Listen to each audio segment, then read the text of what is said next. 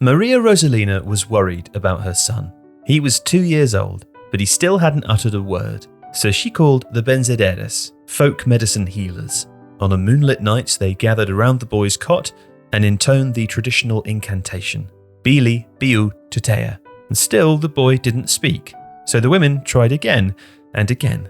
And finally, after several moonlit nights, the boy sputtered out his first sounds, as though trying to copy the chant of the benzederes.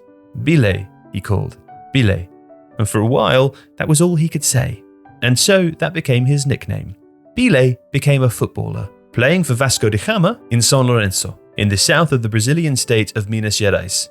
A local man, a former player called Dondinho, would take his son to watch.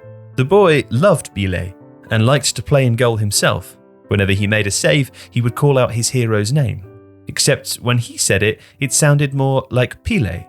So when Dondinho and his family then moved to Bauru, in the state of São Paulo, his son's Minas Gerais accent meant that his teammates heard not Pele, but Pele. And that is how Edson Arantes do Nascimento got his nickname. This is his story.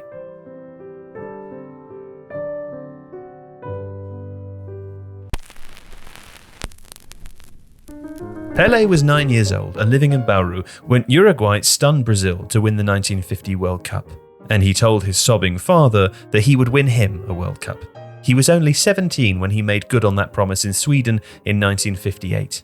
Having only come into the side in the third group game, he scored his first World Cup goal to beat Wales in the quarter-final, completed a hat-trick against France in the semi, and then got two more, one of them a volley after lifting the ball over a defender's head as Brazil beat the hosts 5-2 in the final. Pele was suddenly a global celebrity. Now, injury restricted his appearances at the 1962 World Cup, and he was effectively kicked out of the tournament in 1966, but he returned in 1970 to win his third World Cup, which remains a unique achievement. He scored Brazil's opener as they beat Italy 4-1 in the final, but almost more famous was his assist for the fourth, scored by Carlos Alberto, holding the ball, waiting and playing the perfect pass at the perfect time to the fullback to run on and drill into the bottom corner. By then, Pele ranked alongside Muhammad Ali as the most famous sportsman in the world. Although it's his exploits for Brazil that tend to draw most of the attention, Pele also enjoyed a hugely successful club career for Santos. He won 10 state titles and 6 national titles. But what really cemented his legend were his performances as Santos won the Copa Libertadores in 1962 and 1963. He was particularly brilliant across the two legs of the grueling 1963 final, in which Santos beat Boca Juniors, demonstrating not only his technical ability but his physical power and resilience. His charge to 1,000 goals, however questionable the precise figures, captivated a nation. He scored his 999th against Botafogo in a friendly in Paraíba, but was so determined not to reach the landmark 2,000 miles from home that he ended that game playing in goal. He hit the bar against Bahia in his next game before winning a penalty with 13 minutes remaining of a league game against Vasco de Gama at the Maracana. It might have been Rio de Janeiro, not Sao Paulo, but this was an acceptable stage, and so he converted. The game stopped and he was carried on his teammates' shoulders to the side of the pitch, where he told reporters that he was dedicating his achievement to my little daughter Kelly Christina and to the children of the world. Whereupon he got hiccups and had to stop talking, performing a lap of honour before finishing the game. Now, a year after leaving Santos in 1974, Pele came out of retirement to join the New York Cosmos in the NASL, which was desperate to accommodate the only footballer most Americans had heard of. He was famed, if nothing else, as the best paid sportsman in the world. Although the Cosmos won only one soccer bowl during Pele's 3 years in New York, he did make football fashionable, with games at the Giants Stadium regularly attracting crowds of over 70,000 people. His farewell game against Santos was, at the time, the best attended football match in US history.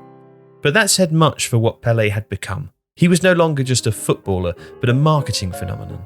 The first player truly to exploit his commercial potential, or as it turned out, when he nearly went bankrupt, to have his commercial potential exploited.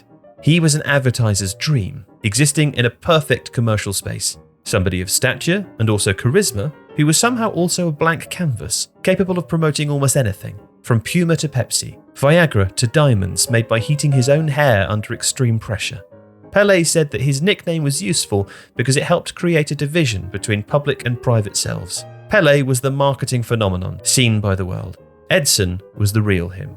But as his 1970 Brazil teammate Tostão observed, long before his death in 2022, the real Pele had become the public Pele, and the private Edson refined out of existence.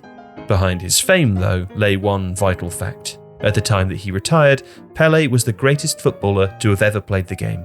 The boy who had idolised Pele had become a phenomenon. If you like this video, please consider subscribing to the channel. The Athletic is home to some of the world's best sports journalists, including David Ornstein, Daniel Taylor, Ollie Kay, Amy Lawrence and James Horncastle. With the latest transfer news and insight on every Premier League football story that matters, theathletic.com puts you inside football.